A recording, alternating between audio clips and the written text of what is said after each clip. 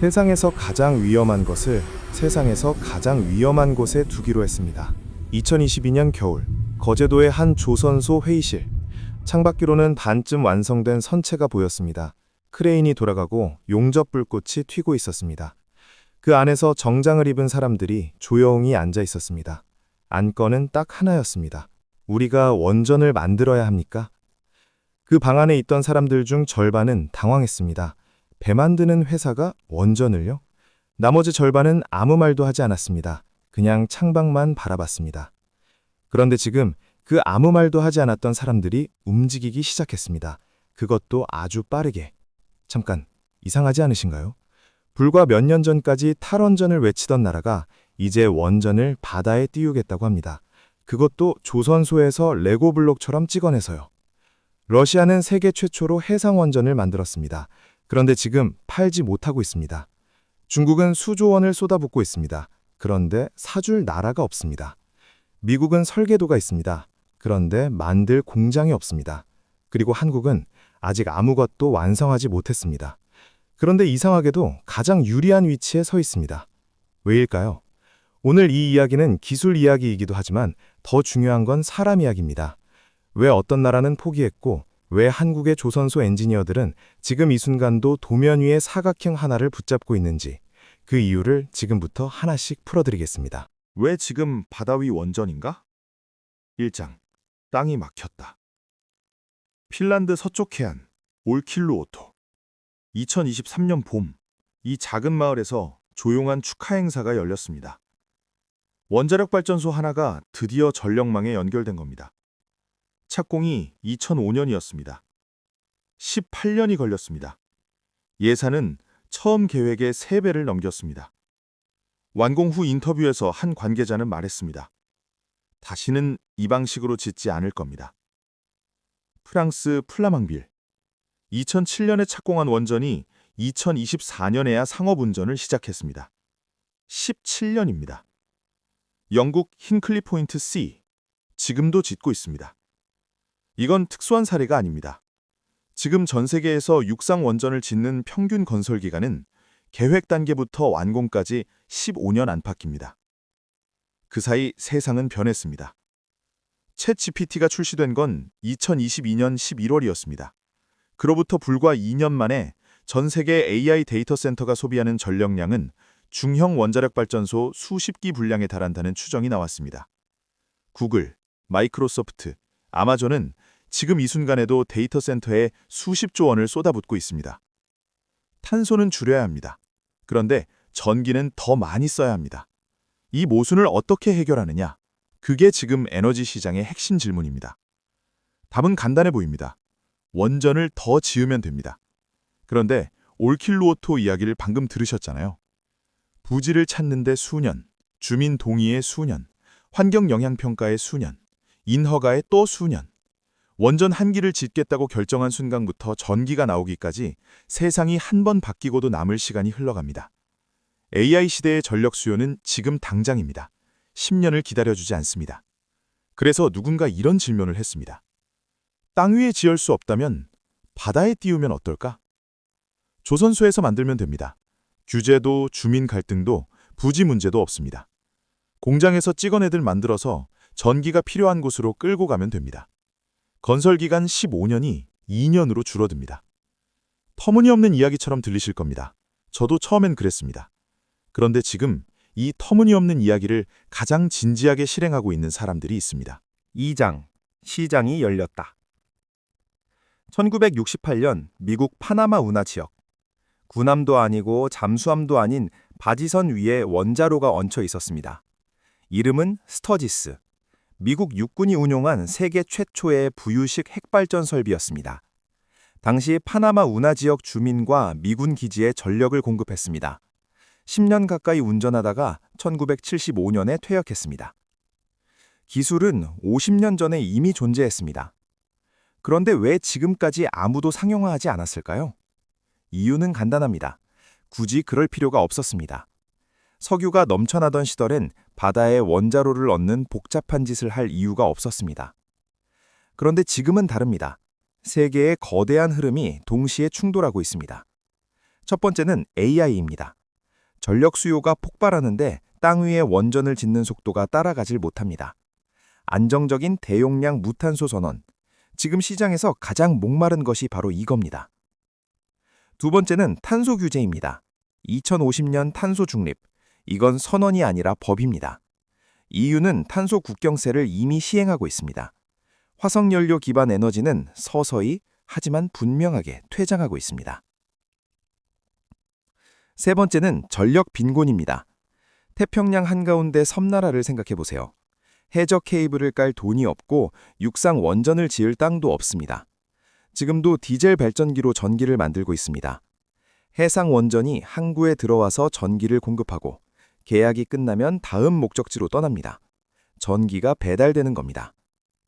이 세 흐름이 만들어낸 시장, 현재 약 5조 원으로 추정되는 이 시장이 2032년이면 17조 원에 달할 것이라는 전망이 나옵니다. 매년 16%씩 성장하는 속도입니다. 초창기 LNG 운반선 시장과 닮아 있습니다. 그 시장을 처음 선점한 나라가 지금까지 독점에 가까운 수익을 가져가고 있습니다. 그 시장이 어느 나라냐고요? 잠시 후에 말씀드리겠습니다. 그 전에 한 가지 불편한 질문을 먼저 해야 합니다. 시장의 문이 열리려 하고 있습니다. 그런데 그 문 앞에는 아직 풀리지 않은 질문이 하나 있습니다. 바다 위 원전이 진짜 안전할까요? 바다 위가 더 안전한 이유. 3장. 지진과 쓰나미. 오해를 깨다. 2011년 3월 11일 오후 2시 46분. 일본 미야기현 앞바다. 수심 30km 지점에서 지각이 움직였습니다. 규모 9.0. 관측 역사상 일본 최대의 지진이었습니다. 후쿠시마 제1원자력발전소 중앙제어실. 계기판이 흔들리고 비상등이 켜졌습니다. 그 방에 있던 운전원들은 훈련받은 대로 움직였습니다. 침착하게, 순서대로.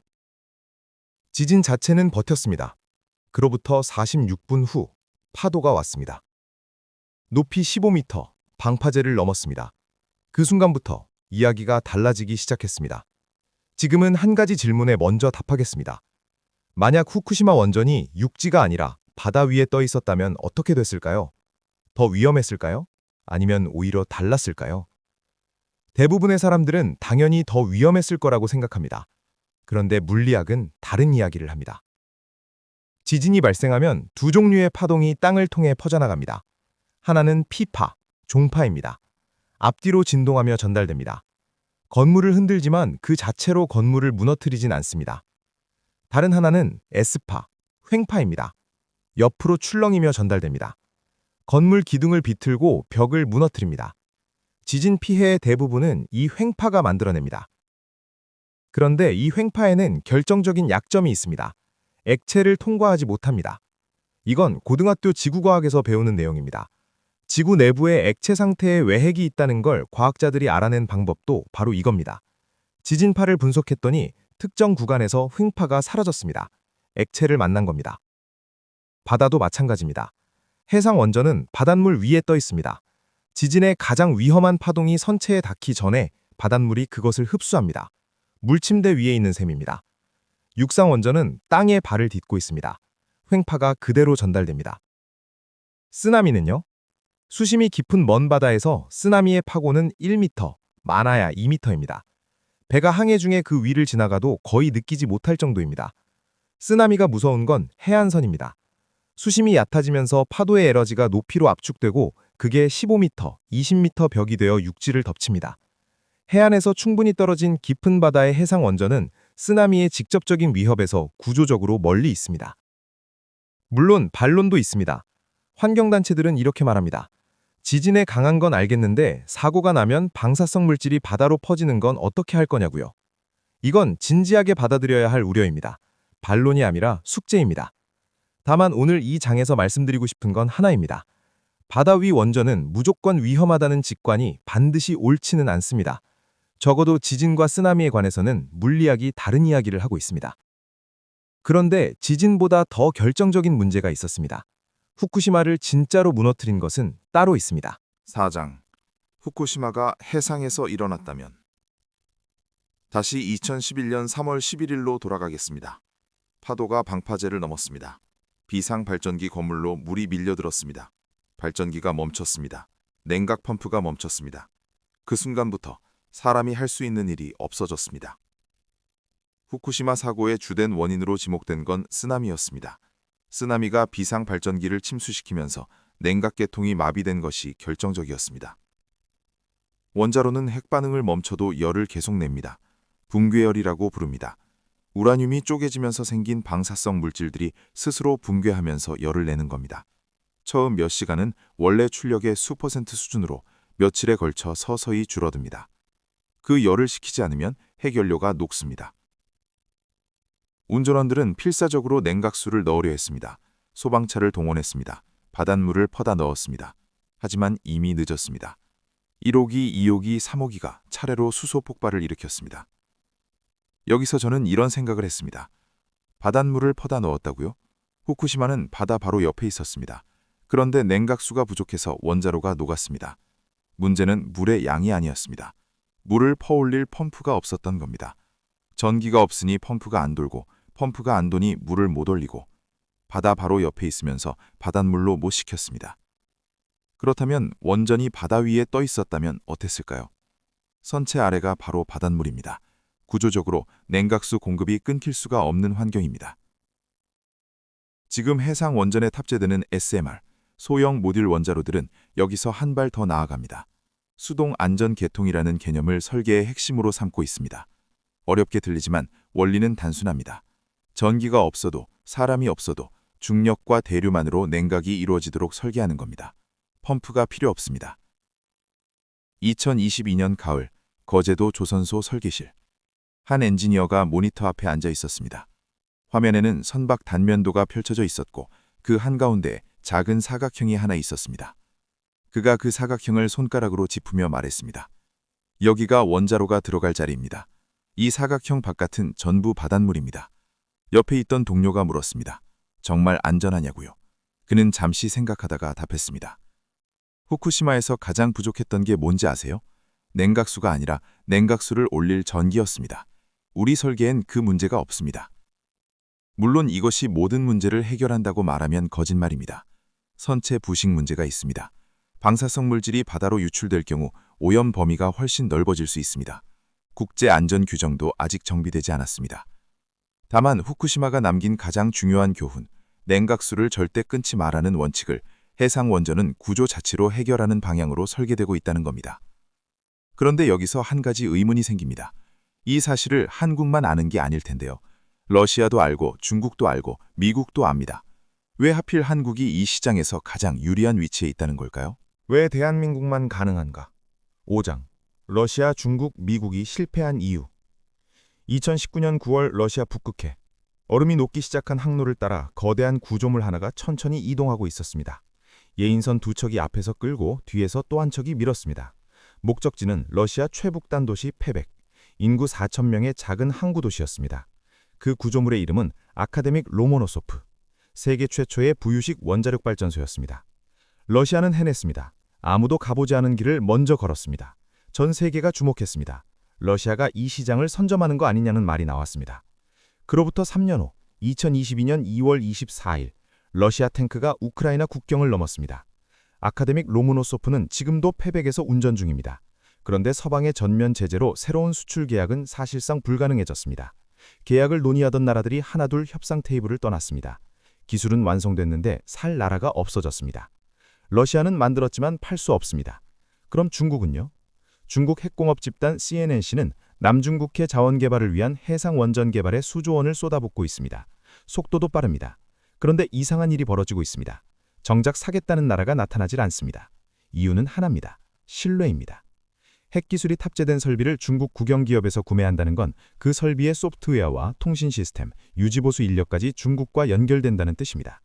에너지 안보는 곧 국가 안보입니다. 발전소를 사는 건 전기를 사는 게 아닙니다. 중국은 만들 수 있지만 살 나라가 없습니다.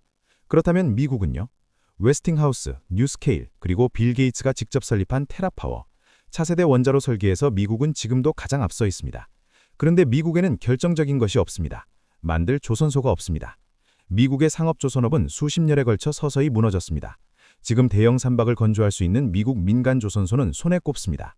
그나마 남아있는 곳들도 군함 전문입니다. 뇌는 있는데 손발이 없습니다. 설계도는 있는데 만들 공장이 없습니다. 정리해보겠습니다. 러시아는 만들었지만 팔 수 없습니다. 중국은 만들 수 있지만 사줄 나라가 없습니다. 미국은 설계할 수 있지만 만들 공장이 없습니다. 그렇다면 누가 이 빈자리를 채울 수 있을까요? 조건을 따져보겠습니다. 제재를 받지 않아야 합니다. 신뢰할 수 있는 나라여야 합니다. 원전 기술이 있어야 합니다. 그리고 대형 선박을 만들 조선 능력이 있어야 합니다. 이 네 가지를 동시에 충족하는 나라, 지구상에 하나입니다. 그 나라가 어떤 무기를 갖고 있는지 보여드리겠습니다. 6장. 한국만이 가진 두 개의 무기. 2009년 12월 27일 아랍에미리트 아부다비. 한 통의 전화가 서울로 걸려왔습니다. UAE가 원전 건설 사업자로 한국을 선택했다는 소식이었습니다. 경쟁자는 미국, 프랑스, 일본이었습니다. 원전 산업의 원조 강국들이었습니다. 그 사업 규모는 당시 기준으로 약 20조 원. 소식을 들은 사람들 중 일부는 믿지 않았습니다. 뭔가 잘못 들은 거 아니냐고 했습니다. 그런데 UAE는 왜 한국을 선택했을까요? 기술이 가장 뛰어나서가 아니었습니다. 가격이 가장 싸서도 아니었습니다. 한국은 약속을 지키는 나라였습니다. 공기를 맞추고 예산 안에서 완성하고 운영 인력까지 교육시켜주는 나라. 원전을 짓는 것에서 끝나는 게 아니라 돌아가게 만드는 것까지 책임지는 나라. 그게 바라카 원전이었습니다. 원전을 설계할 수 있는 나라는 여럿 있습니다. 배를 잘 만드는 나라도 여럿 있습니다. 그런데 이 둘을 한 나라 안에서 동시에 상업적으로 실제로 운용해 본 나라는 지구상에 거의 없습니다. 한국은 그 드문 교집합에 서 있습니다. 조선 측면에서 보면 이야기가 더 명확해집니다. 전 세계 LNG 운반선 시장. 현재까지 바다를 누비는 LNG 운반선 10척 중 7, 8척이 한국산입니다. 70, 80% 수준을 유지하고 있습니다. 이건 단순한 제조 능력의 문제가 아닙니다. LNG 운반선은 영하 163도의 액화 천연가스를 안전하게 싣고 다니는 배입니다. 조금이라도 설계가 틀리면 바다 한가운데서 폭발합니다. 이 배를 세계에서 가장 많이, 가장 안전하게 만드는 나라가 한국입니다. 원전을 싣고 다니는 배, 누가 만들어야 할까요? 그리고 한국은 한 발 더 나아가고 있습니다. 삼성중공업과 HD현대는 해상 SMR 설계에 대해 미국 선급협회 ABS로부터 이미 개념 승인 AIP를 받았습니다. AIP는 단순한 기술 인증이 아닙니다. 해상 원전의 국제 안전 기준이 지금 만들어지고 있습니다. 그 테이블에 한국이 앉아 있습니다. 규칙을 따르는 자가 아니라 규칙을 만드는 자의 자리입니다. 그렇다면 조선 3사는 구체적으로 어떤 그림을 그리고 있을까요? 놀라운 건 세 회사의 전략이 서로 겹치지 않는다는 겁니다. 지금부터 보여드리겠습니다. 7장. 조선 3사의 삼색 전략. 세 회사 이야기를 하기 전에 한 사람 이야기를 먼저 하겠습니다. 빌 게이츠입니다. 마이크로소프트를 만든 그 빌 게이츠가 2006년에 조용히 다른 회사를 하나 설립했습니다. 이름은 테라파워. 차세대 원자로를 개발하는 회사입니다. 수십 년에 걸쳐 수조 원을 투자했습니다. 그런데 테라파워에는 한 가지가 없었습니다. 만들 조선소. 2023년 테라파워는 HD현대와 협력 MOU를 체결했습니다. 한 문장으로 표현하면 이렇습니다. 미국의 원전 두뇌와 한국의 제조 손발이 연결된 겁니다. 삼성중공업, 전기를 배달합니다. 삼성중공업이 개발 중인 해상 원전의 핵심은 이동성입니다. 원자로를 선박에 탑재해서 전기가 필요한 곳으로 직접 항해해가는 방식입니다. 전기가 부족한 섬나라, 복극자원 개발기지, 분쟁 후 전력망이 무너진 지역. 이런 곳에 원전이 직접 찾아가서 전기를 공급하고 계약이 끝나면 다음 목적지로 떠납니다. 삼성이 주목하는 건 용용염 원자로, MSR입니다. 어렵게 들리지만 핵심은 이겁니다. 기존 원자로는 냉각제로 고압의 물을 씁니다. 압력이 높다 보니 폭발 위험이 있습니다. 용용염 원자로는 녹은 소금을 냉각제로 씁니다. 대기압에서 운전이 가능하고 구조적으로 폭발 가능성이 훨씬 낮습니다. 삼성중공업은 이 설계로 이미 ABS로부터 AIP를 받았습니다. 전기를 배달하는 원전, 이게 삼성의 그림입니다. HD현대, 배 자체가 원전이 됩니다. HD현대의 접근은 삼성과 결이 다릅니다. 원전을 배에 싣는 게 아닙니다. 배의 엔진 자체를 원자로로 만드는 겁니다. 원자력으로 움직이는 화물선입니다. 앞서 말씀드린 테라파워와의 협력이 여기서 나옵니다. 테라파워의 나트륨 냉각 고속로 기술을 선박 추진 시스템에 적용하는 연구입니다. 국제해사기구 IMO가 2050년까지 해운업의 탄소 배출을 사실상 제로로 만들겠다는 목표를 세웠습니다. 전 세계 화물선이 내뿜는 탄소는 전체 배출량의 약 3%입니다. 원자력 추진선이 실현되면 그 문제가 단번에 해결됩니다. 탄소 규제가 강해질수록 이 배의 몸값은 올라갑니다. 하나오션, 미국 안으로 들어갑니다. 가장 대담한 전략은 하나오션입니다. 미국에는 존스법이라는 게 있습니다. 미국 국내 항로를 다니는 선박은 반드시 미국에서 건조해야 한다는 연방법입니다. 1920년에 만들어진 이 법은 외국 조선소가 미국 시장에 진입하는 걸 원천적으로 막는 장벽입니다. 하나오션은 이 장벽 앞에서 우회로를 찾지 않았습니다. 장벽 안으로 들어갔습니다. 2023년 하나오션은 미국 필라델피아 조선소를 인수했습니다. 법적으로 미국 제조기업이 됐습니다. 이제 미국 국내 시장뿐만 아니라 미국 해군과 정부 조달 시장까지 두드릴 수 있는 위치가 됐습니다. 규제를 피한 게 아닙니다.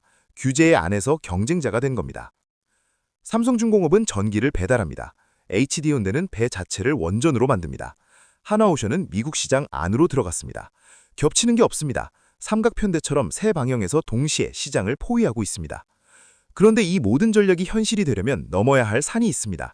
그리고 그 산이 만만치 않습니다. 남겨진 과제와 미래 전망. 8장.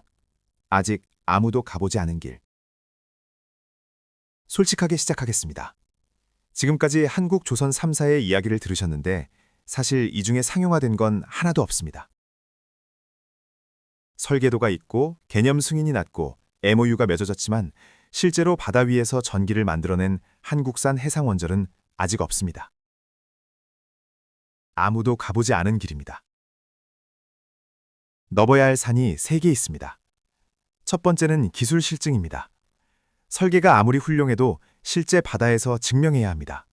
파도가 치고 염분이 금속을 갉아먹고 영하의 북극 항로를 지나기도 하고 열대바다에 수년째 정박하기도 합니다. 이 환경에서 원자로가 수십 년을 안전하게 버틸 수 있다는 걸 증명하는 데만 수년이 걸립니다. 그리고 그 수년 동안 시장은 기다려주지 않습니다. 두 번째는 국제 규제의 공백입니다. 지금 IAEA의 안전 기준은 육상 원전을 전제로 만들어졌습니다. 규제가 없으면 보험이 없고, 보험이 없으면 금융이 없고, 금융이 없으면 구매자가 없습니다. 한국이 AIP를 받아두는 게 바로 이 규범이 만들어지는 자리에 먼저 앉겠다는 전략적 포석입니다. 세 번째, 그리고 가장 어려운 문제는 사람입니다. 기술도 아니고 규제도 아닙니다. 후쿠시마 사고 이후 일본에서는 수십만 명이 고향을 잃었습니다. 지금도 돌아가지 못한 사람들이 있습니다. 체르노빌 인근 지역은 40년이 지난 지금도 사람이 살지 못합니다.